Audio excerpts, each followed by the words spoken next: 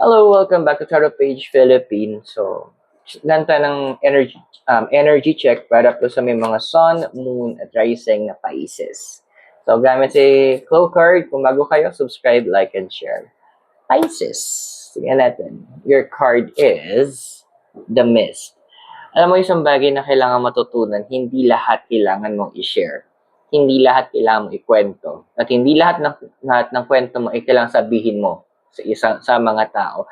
Piliin mo din kung kanino ka magkukwento, piliin mo kung kanino ka mag-share. Kasi hindi lahat ng tao, sabihin na natin, receptive sila or tumatanggap sila. Madami kasi, alam mo yung tipong oo, ando na gusto mong mag-vent out, gusto mong ma-celebrate yung mga naging success mo sa life. Pero hindi lahat ng tao kasi marunong tumanggap. Yung ibang nakakwentuhan mo, sabihin lang natin, inggiterong kuba. Iba naman nag-inis na.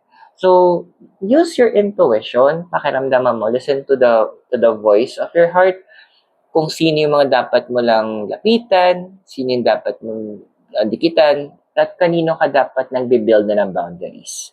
Kasi, again, may mga tao hindi marunong maging masaya para sa iba. So I hope nakatulong yung reading sa'yo. Subscribe, like, and share for more.